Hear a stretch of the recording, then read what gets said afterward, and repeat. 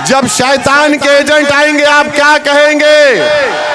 नहीं आए कहेंगे आई लव मोहम्मद सल्लल्लाहु अलैहि वसल्लम। जब शैतान और उसके एजेंट आएंगे तो आप कहेंगे आई लव मोहम्मद सल्लल्लाहु अलैहि वसल्लम। बैरिस्टर असदुद्दीन ओवैसी जिंदाबाद, बैरिस्टर असदुद्दीन ओवैसी जिंदाबाद। दोस्तों, अब हम अपने राष्ट्रीय अध्यक्ष बैरिस्टर असदुद्दीन ओवैसी साहब को दावत दे रहे हैं। हजारों साल नरगिस अपने बेनूरी पे रोती है, तब जाके होता है चमन में दीदावर पैदा। सीमांचल ही नहीं, पूरे देश के मजलूमों की आवाज बैरिस्टर असदुद्दीन ओवैसी साहब को हम दावत दे रहे हैं कि अररिया की सरजमी को खिताब करे। बैरिस्टर असदुद्दीन ओवैसी जिंदाबाद।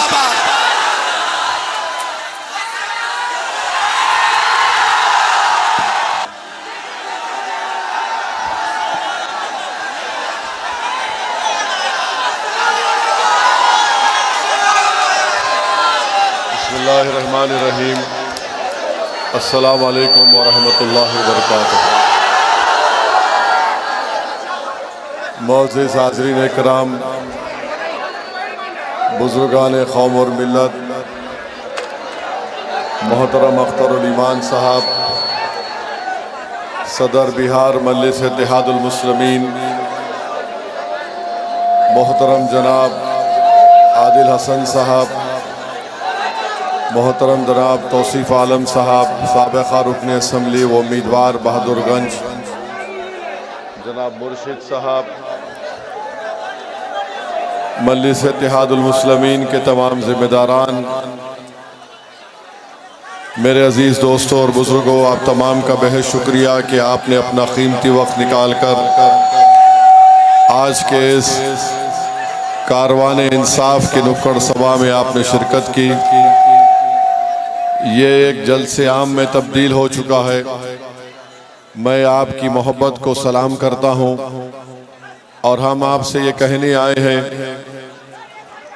कि सीमांचल की पसमानदगी को अगर हम दूर करना चाहते हैं, अगर हम चाहते हैं कि बिहार की राजनीति में ए भाई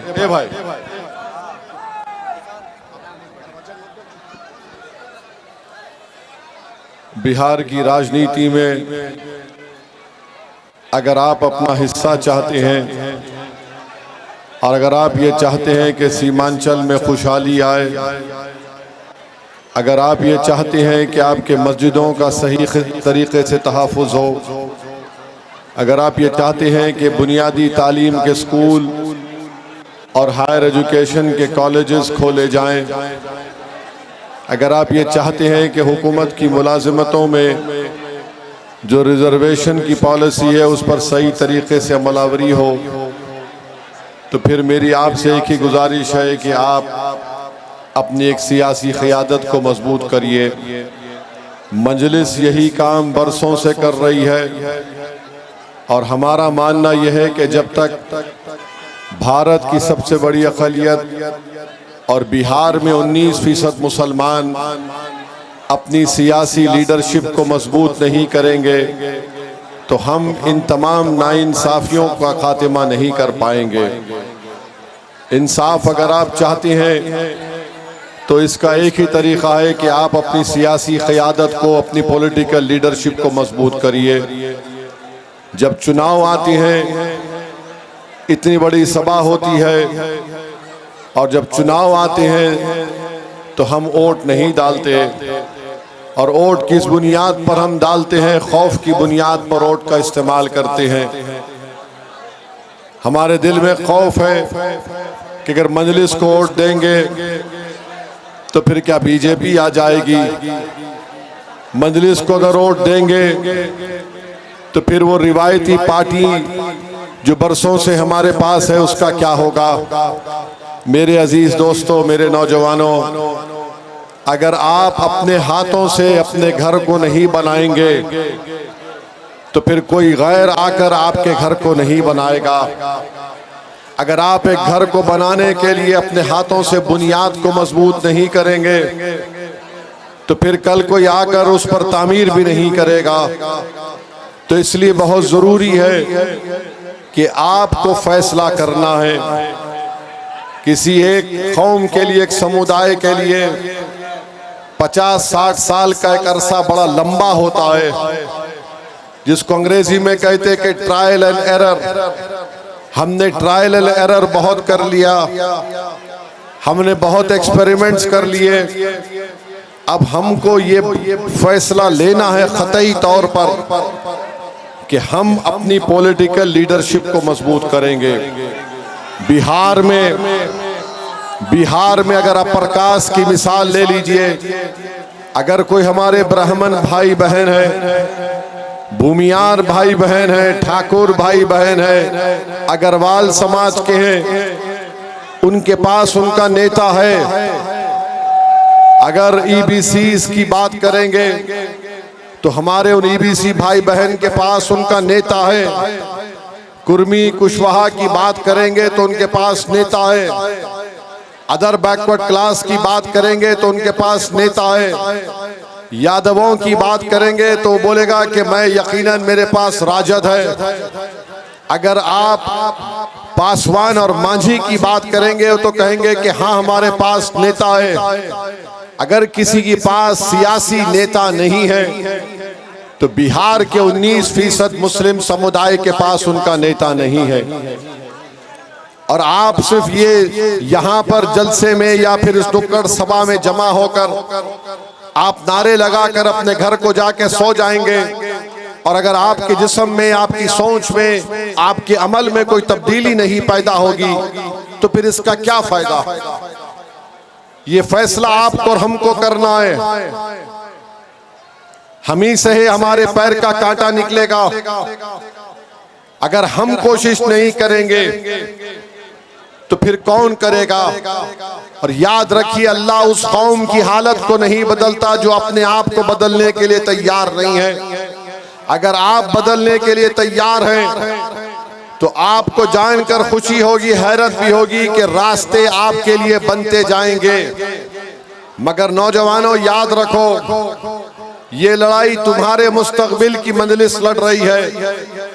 हम ये चाहते हैं कि आने वाला कल तुम्हारे लिए एक रोशन मुस्तकबिल की मिसाल बने, और ये उसी वक्त होगा जब आप मुत्तहिदा तौर पर आने वाले विधानसभा के चुनाव में बेखौफ होकर, एकजुट होकर आप एमआईएम पार्टी के पतंग छाप निशान पर बटन दबाकर अपनी एक पॉलिटिकल लीडरशिप को मजबूत करिए या उसको बनाइए। लोग मुखालिफत करेंगे, लोग आपसे आकर कहेंगे कि ओवैसी जज्बाती तकरीर करता है, भड़काऊ भाषण देता है। मैं उन लोगों से कहना चाह रहा हूं, बताओ तुमने क्या हासिल किया। बिहार में भागलपुर का फसाद हुआ था, और भागलपुर के फसाद में मुसलमानों का कत्लेआम हुआ था। उनकी लाशों को खेतों में दफना दिया गया, और उनकी लाशों के ऊपर से फूल गोभी उग रही थी। ये मैं नहीं कह रहा हूं, कई कमीशन की रिपोर्ट तुम्हारे सामने रख रहा हूं। क्या हुआ, क्या भागलपुर में किसी को इंसाफ मिला। बिहार में सबसे ज्यादा ड्रॉप आउट रेट किसका है, दलितों के बाद मुसलमानों का है। अगर स्कूल की कमी है तो किसके इलाकों में है, दलित और मुसलमान के इलाके में। हायर एजुकेशन के कॉलेजेस नहीं खोले जाते तो कहां पर, किसके इलाकों में, किसके महल्ले में, किसके गांव में। किसान है तो उनको इसकी कीमत नहीं मिलती। सीमांचल का इलाका है तो यहाँ पर एम्स नहीं खोला जाता। सीमांचल का इलाका है तो गाया की तरह यहाँ पर इंडस्ट्रियल पॉलिसी में फैक्ट्री नहीं खोली जाती। सीमांचल है तो यहाँ पर ट्रेन के पटरियों की लाइन नहीं डाली जाती। कोचादामन में रेलवे स्टेशन नहीं खोला जाता। ये इसलिए हो रहा है क्योंकि आप अपने हक के लिए नहीं लड़ रहे। मुझे माफ करिए अगर किसी को तकलीफ हो रही है। अगर आप अपने हक के लिए लड़ेंगे तो यकीनन तमाम मसाइल हल होंगे। अगर आप अपने शऊर का सबूत देंगे, जिंदगी का सबूत देंगे, अगर आप एहतजाज करने पर आएंगे, अगर आप एक होकर मजलिस को वोट देंगे तो आप देखेंगे तब्दीली पैदा होगी।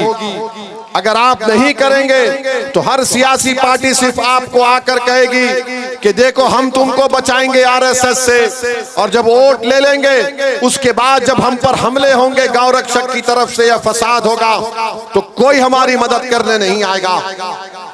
अपने दिल पर हाथ रखकर सोचिए कि पिछले 40 साल में अगर हाँ पर हमने कुछ तरक्की की, कुछ हमने दुनिया में हासिल किया, तो इसमें कौन सी सेकुलर पार्टी ने आपकी हमारी मदद की? नेता तो बना दिए जिनकी जबानों पर ताला लगा हुआ है, इलेक्शन जीत कर आ गए मगर विधानसभा में गूंगे और अंधों की तरह बैठते हैं, बहरों की तरह बैठते हैं। इनमें इतनी जरूरत नहीं है कि खड़े होकर मिल्लत मजलूमा की तकलीफ को बयान कर सके। मेरे भाई, आपको एक हरकियाती लीडरशिप की जरूरत है जो आपके दिल की, जज्बात की, आपके मसाइल की सही तर्जुमानी कर सके। मैं आपसे वादा कर रहा हूं कि आइए मजलिस का साथ दीजिए, हम तुम्हारे दिल में छुपे हुए ख्वाबों को, अरमानों को पूरा करने के लिए तैयार हैं। मगर अगर हरकत आपको करना पड़ेगा, और सिर्फ हरकत एक ही करना है कि चुनाव के दिन, मतदान के दिन जहां पर मजलिस का कैंडिडेट होगा वहां पर पतंग छाप पर आप बटन लगाकर बता दीजिए इन तमाम सियासी पार्टियों को कि अब हम और तुमको बर्दाश्त करने के लिए तैयार नहीं है। लोग, मैं पिछले 25-30 साल से सुन रहा हूं MY वाई को फायदा हुआ, एम को क्या फायदा हुआ मुझे बताओ। MY के नाम पर सिर्फ वाई की बात होती है, MY के नाम पर सिर्फ वाई के वहां पर उनके घर में चिराग जलता है। MY के नाम पर मुख्यमंत्री एम नहीं बनता, कोई और बन जाता है। मेरे अजीज दोस्तों और बुजुर्गों, ये तल्ख हकीकत है, इसको आपको सुनना पड़ेगा। मैं कोई परवाह नहीं करता कि मुझे लोग मुझ पर इल्जाम लगाते, मुझको गाली देते, क्या क्या बात करते मेरे बारे में, मुझे कोई इसकी फिक्र नहीं है, क्योंकि मैं जब इस दुनिया से मर कर जाऊंगा तो हशर के मैदान में ये इल्जाम लगाने वाले आकर मेरी ताईद नहीं करेंगे, मेरे आमाल मेरी मदद करेंगे। रसूल अल्लाह सल्लल्लाहु अलैहि वसल्लम की शिफात पर हम जन्नत में जाएंगे। याद रखो, अगर हम दुनिया में हैं तो हमको ये देखना जरूरी है कि हम किसके लिए काम कर रहे हैं। कहीं ऐसा तो नहीं है कि 15 साल हमने राजद को यहाँ का बिहार का इख्तिदार दिया, 20 साल नीतीश कुमार मुख्यमंत्री रहे, बताओ फिर कौन सी ऐसी चीज हुई? एक मामूली सालीगढ़ मुस्लिम यूनिवर्सिटी का सेंटर है किशनगंज में, वो दम तोड़ रहा है, उसको मदद नहीं कर सकता कोई। बताइए फिर क्या होगा? अगर आप खुशफहमी का शिकार है, याद रखो जो कौम सो जाएगी फिर वो अगर सो गई तो सुबह क़यामत में जब सूर फूंका जाएगा तुम उसी वक्त बेदार होगे। ये वक्त है बेदार होने का। जिंदगी का सबूत दीजिए और हरकत करिए। नौजवानों, मैं तुमसे अपील कर रहा हूं, मैं तुमको दावत दे रहा हूं, तुमको रिक्वेस्ट कर रहा हूं, तुमसे इल्तिजा कर रहा हूं, तुम आगे बढ़ो। क्या तुम तेजस्वी के तरह चीफ मिनिस्टर नहीं बन सकते? मुझे बताओ, क्या तुम में काबिलियत नहीं है? कितने लोग यहां पर पढ़े लिखे? हाथ उठाओ।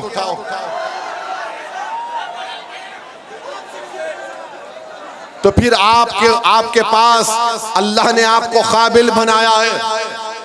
याद रखो, इस काबिलियत को इस्तेमाल करो, इस काबिलियत को इस्तेमाल करो नाइंसाफी के खात्मे के लिए। इस काबिलियत को इस्तेमाल करो किसी मजलूम के आंख से बहते हुए आंसू को रोकने के लिए। अपनी काबिलियत को इस्तेमाल करो ताकि तुम दुनिया को हिम्मत दे सको।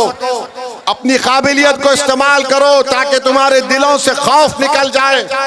इस काबिलियत को इस्तेमाल करो ताकि तुम दुनिया को उम्मीद दो। ये काम आपको करना है मेरे अजीज दोस्तों और बुजुर्गों। मैं तुम्हारी नारों का, तुम्हारे मेरे लिए तारीफ का मोहताज नहीं हूं। मैं भी इस दुनिया से चला जाऊंगा, मगर मेरा ख्वाब यह है कि भारत के 17 करोड़ मुसलमानों की एक सियासी क़यादत बने। जो लोग बार बार आकर कहते हैं कि मुसलमानों की अगर पॉलिटिकल लीडरशिप होगी तो नुकसान होगा। ये सबसे बड़े झूठे कज़्ज़ाब और जालिम लोग हैं, याद रखो मेरी इस बात को। ये गुलाम है उन सियासी पार्टियों के जिनके फेंके हुए टुकड़ों पर अपनी जिंदगी गुजारते हैं। हम किसी के दर की फेंकी हुई हड्डी नहीं उठाएंगे, हम अपने हिस्से का जो शेर है लेकर रहेंगे इंशाअल्लाह ताला। इन लोगों से बचो जो तुम्हारे दिलों में नाउम्मीदी पैदा कर रहे हैं कि तुम नेता नहीं बन सकते। मैं कह रहा हूं सीमांचल की जनता ना सिर्फ बिहार की क़ियादत कर सकती है बल्कि सीमांचल का एक नौजवान लड़का है, लड़की इंशाअल्लाह भारत को भी लीडरशिप दे सकता है। ये काबिलियत आप में है, इसको इस्तेमाल करो, कॉन्फिडेंस डेवलप करो अपने आप में। याद रखो अपने ख्वाबों को पूरा करो। अगर तुम्हारी मंजिल तुमको सितारों में नजर आ रही तो उन सितारों को हासिल करने की कोशिश करो। मेरे अजीज दोस्तों और बुजुर्गों, अल्लाह की जात पर अटूट भरोसा करो और तवक्कल करो। अल्लाह ही हमको कामयाब और कामरान करने वाला है, मगर कोशिश करना हमारे हाथ में है, जुस्तजू करना हमारी जिम्मेदारी है, कुर्बानी देना हमारी फितरत में है। तो मेरे अजीज दोस्तों और बुजुर्गों, यही चंद बातें मुझे कहना था। इस इंसाफ के कारवां के लिए, न्याय यात्रा के लिए चुनाव आ रहा है तो कोई कह रहा है कि मैं 10,000 महिलाओं को दूंगा, तो कोई कह रहा है मैं आ गया तो 2,500 दूंगा। अरे भाई, तुम 15 साल की सत्ता का हिसाब नहीं दे सकते, तुम कौन से महिलाओं का साथ दोगे? आज आप देख रहे हैं कि मोदी, नीतीश कुमार, चिराग पासवान, कुशवाहा साहब ने मिलकर एक ऐसा काला कानून बनाया वक्फ का, उसको वक्फ तरमीमी कानून कहते हैं, जिसके जरिए से बिहार की मस्जिदों को खतरा पैदा हो गया, बिहार के दरगाहों को खतरा पैदा हो गया, बिहार के खानकाहों को वीरान करने की नाउजुबिल्लाह कोशिशें की जा रही है। वो कब्रिस्तान जिसमें हमारे बुजुर्ग आराम से सो रहे हैं उस पर कब्जा करने की कोशिशें की जा रही है। वो वक्फ की जमीन जिसका मालिक अल्लाह है, जिस पर कोई काबिज है तो उसको मालिक बनाने का कानून बना दिया गया। उठो, ये वक्त उठने का है, ये वक्त काबे गफलत में सोने का नहीं है। अगर आप बेदार नहीं होंगे तो कोई आकर नहीं तुमको बेदार कर सकता। ये बेदारी का सबूत आपको देना है, यही पैगाम हम आपको देने आए हैं। और सीमांचल की सरजमीन पर बार बार मोदी आते हैं और आकर कहते हैं कि यहाँ पर घुसपैठी है। मैं मोदी, अमित शाह और नीतीश कुमार को कह रहा हूँ, खबरदार, सीमांचल को बदनाम तुम नहीं कर सकते इस तरह की जुमलों को इस्तेमाल करके। सीमांचल में कोई घुसपैठी बांग्लादेशी नहीं है। सीमांचल एक गयूर, भारत से मोहब्बत करने वालों की यहाँ पर लोग हैं जो भारत पर अपना हर चीज हमारे बुजुर्गों ने मिटा दिया। अगर मोदी दोबारा आकर यहाँ पर सीमांचल में घुसपैठी कहेंगे तो हम आज ही उनको जवाब दे देते हैं, मोदी जी, दिल्ली में जो आपकी बहन बांग्लादेश से आकर बैठी है उसको लाओ सीमांचल में, हम हाथ पकड़कर उसको बांग्लादेश पे ढकल देंगे। वो बांग्लादेशी क्यों बैठी है भारत में, बताओ हमको। तो मेरे अजीज दोस्तों और बुजुर्गों, आप बढ़िए, अपने वोट का इस्तेमाल करिए और अपने वोट के जरिए, अपने दुआओं के जरिए मजलिस को कामयाब करिए। आप अब नेता बनेंगे, आप पॉलिटिकल लीडर बनेंगे। किसके पॉलिटिकल लीडर बनेंगे? किसके पॉलिटिकल लीडर बनेंगे? क्या आप सीमांचल को रास्ता दिखाएंगे? क्या आप बिहार को रास्ता दिखाएंगे? क्या आप भारत की नुमाइंदगी करेंगे? क्या आप ख्वाब देखते हैं कि एक दिन आप बिहार के मुख्यमंत्री बनेंगे? क्या आप एक ख्वाब देखते हैं कि एक दिन सीमांचल का कोई लड़की या लड़का भारत का प्रधानमंत्री बनेगा? तो ये ख्वाबों को पूरा कैसे करोगे? नारों से ख्वाब पूरे नहीं होंगे, मेहनत से होंगे, कुर्बानी से होंगे, अमल से होंगे, इत्तेहाद से होंगे और इलेक्शन के दिन वोट डालने से होगा। और याद रखो, हमारे जाने के बाद शैतान के एजेंट आएंगे।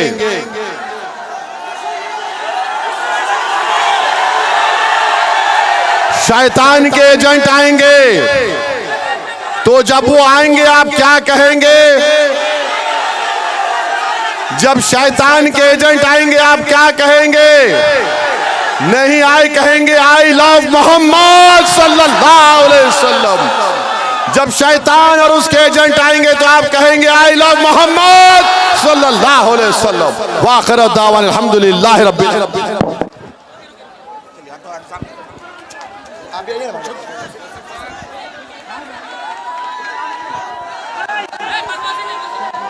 माशाअल्लाह। चलिए अल्लाह सलामत रखे हमारे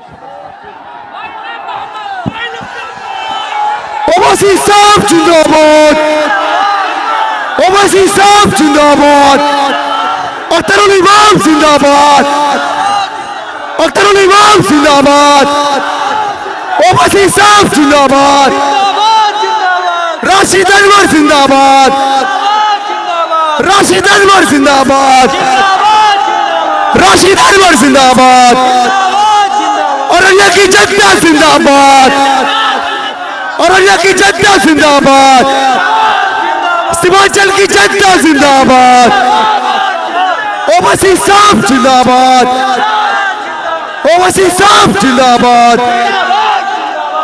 राशिद अनवर जिंदाबाद, राशिद अनवर जिंदाबाद, राशिद अनवर जिंदाबाद, ओवैसी साहब जिंदाबाद, गैयारी की जनता जिंदाबाद, गैयारी की जनता जिंदाबाद, अख्तरुल इमाम जिंदाबाद,